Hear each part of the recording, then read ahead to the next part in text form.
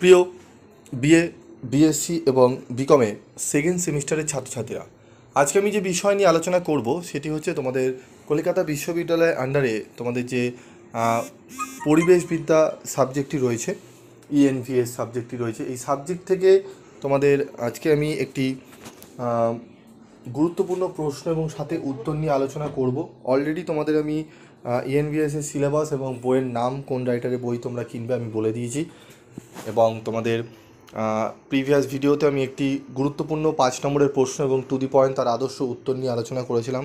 আজকেও আমি তোমাদের আরেকটি গুরুত্বপূর্ণ প্রশ্ন, যে প্রশ্নটি আসার সম্ভাবনা প্রবল রয়েছে, এরকমের একটি প্রশ্ন এবং সাথে উত্তর নিয়ে আলোচনা করব। তো ভিডিওটি প্রথম থেকে শেষ পর্যন্ত মনোযোগ সহকারে শুনবে।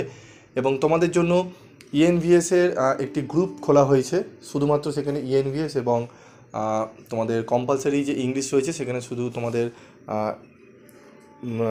এই দুটো সাবজেক্টের জন্য হেল্প করা হবে। তোমরা যদি চাও সেই গ্রুপে তোমরা জয়েন্ট হতে পারো। এবং তোমাদের যারা বিকমের স্টুডেন্ট রয়েছে, বিকমের জন্য একটি সেকেন্ড সেমিস্টারের গ্রুপ খোলা রয়েছে, এবং আর্টসের জন্য তো রয়েছে, আর্টস যারা স্টুডেন্ট রয়েছে তাদের জন্য রয়েছে, এবং বিকমদের জন্য আলাদা করে গ্রুপ ক্রিয়েট করা হয়েছে। তোমরা চাইলে সেই গ্রুপে তোমরা জয়েন্ট হতে পারো। তো দেখো, আমাদের প্রশ্ন দেখে নেব। আজকের প্রশ্নটি কি, গুরুত্বপূর্ণ প্রশ্ন। প্রিভিয়াস ভিডিওতে আমি আলোচনা করেছিলাম জনসংখ্যা বৃদ্ধি কি, পরিবেশের ওপর জনসংখ্যা বৃদ্ধির প্রভাবগুলি লেখো। এর সম্পূর্ণ উত্তর আলোচনা করে দিয়েছি, তার লিঙ্ক ডেসক্রিপশন বক্সে পাবে, তোমরা গিয়ে দেখে নেবে। তো দেখো, আমি আলোচনা করবো আজকে দ্বিতীয় প্রশ্ন, গুরুত্বপূর্ণ প্রশ্ন।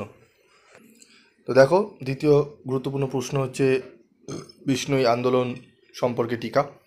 বলছে, আধুনিক বিশ্বের প্রথম পরিবেশগত আন্দোলন হলো বিষ্ণুই আন্দোলন। বিষ্ণুই আন্দোলন বা খেজরি আন্দোলন প্রায় 260 বছর আগে 17 শতকের প্রথম দিকে রাজস্থানের বিষ্ণুই সম্প্রদায়ের দ্বারা শুরু হয়েছিল। ভারতের রাজস্থানে যোধপুর জেলার খেজারালির গ্রামে এই আন্দোলন সংগঠিত হয়েছিল। যোধপুরের মহারাজা এর আদেশে গাছ কাটা থেকে রক্ষা করার প্রচেষ্টায় অমৃতা দেবী নামক এক মহিলার নেতৃত্বে 84টি গ্রামবাসী তাদের একটি বড় অংশ পরিবেশ রক্ষার জন্য জীবন দিয়েছিল। বিষ্ণুই হলো একটি ধর্মীয় সম্প্রদায় যা পশ্চিম থর মরুভূমি এবং ভারতের উত্তর রাজ্যে বসবাস করে। বিষ্ণুই আন্দোলন পরিবেশ সংরক্ষণ, বন্যপ্রাণী সুরক্ষা এবং সবুজ জীবনযাপনের প্রথম সংগঠিত আন্দোলনগুলির মধ্যে একটি। 1730 খ্রিস্টাব্দে 11ই সেপ্টেম্বর এই আন্দোলনের সূচনা হয়। এই আন্দোলনের ফলে নেত্রী অমৃতা দেবী এবং তার 3 কন্যা আশু, রতি এবং ভাগু সহ মোট 360 জন গ্রামবাসীকে হত্যা করা হয়েছিল, যা খেজরালি হত্যাকাণ্ড নামে পরিচিত। তোমাদের দিতে পারে খেজরালি হত্যাকাণ্ড নামে, বা হত্যাকাণ্ড বলতে কী বোঝো তোমরা দিতে পারো। এবং বিষ্ণুই আন্দোলন কত খ্রিস্টাব্দে সূচনা হয়েছিল? এই আন্দোলনের কারণ কী ছিল? রাজস্থানের যোধপুর জেলার খেজারেলি গ্রামে অমৃতা দেবী বিষ্ণুই মেবারের রাজা অভয় সিংহের জন্য একটি নতুন প্রাসাদ নির্মাণের উদ্দেশ্যে গ্রামের পবিত্র গাছ ধ্বংস বন্ধ করা। বিষ্ণুই আন্দোলনের মূলত 4টি প্রধান উদ্দেশ্য ছিল। কী উদ্দেশ্য ছিল? সম্প্রদায়ের জন্য পরিবেশ বান্ধব সামাজিক জীবন নিশ্চিত করতে, জীববৈচিত্র্য সংরক্ষণ, একটি স্বাস্থ্যকর জীবন নিশ্চিত করতে ব্যক্তিগত স্বাস্থ্যবিধি প্রচার করা, গাছ কাটার বিরুদ্ধে ওকালতি ছিল, এবং জীববৈচিত্র্য ও পশুপালন সংরক্ষণ।